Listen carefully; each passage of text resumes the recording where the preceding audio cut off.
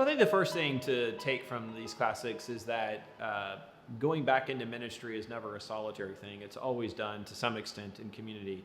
So it might seem that these classics don't have a lot to say to contemporary ministry, right? I mean, written in the 4th century, the 6th century, they're monastic rules. Most of us aren't living in monasteries. Ministry looks radically different today than it did when these rules were written. But again, the rules are practical. They govern organizations, and again, ministries are organizations of some sort, whether that's the church or other manifestations of ministries. And so these rules are really getting at, again, like, how do we organize these ministries? What's the leadership of these ministries? How are the leaders supposed to behave themselves?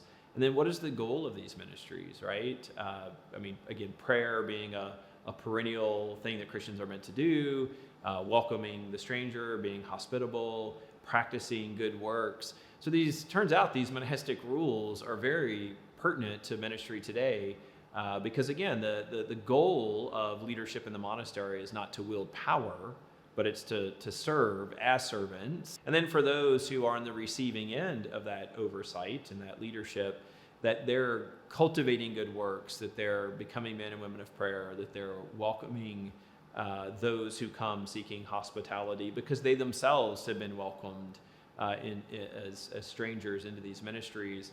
But mostly what I think these rules do is they buck against the modern sensibility that it's somehow me by myself in relationship with God. Now, that's not completely true. The idea of community has become very popular, but there's an intentionality to these rules in both creating the community and structuring the community, and doing that for the goal of being in relationship with God. So not just geared towards the vertical relationship with God, the end goal of having a personal relationship with God, but also loving each other well in the horizontal relationships. And so instead of seeing these monastic rules as arcane documents that govern some strange life behind closed doors where people wear strange outfits and do nothing that's of real earthly benefit, it's the exact opposite, in fact, that monasteries have always existed for the sake of the world and for the church, and they continue to speak to us today in these very pertinent areas. Now, I would want to say they're not meant to take the place of, say, a local church or anything like that, but yet they can help guide and govern any kind of ministry, including the local church.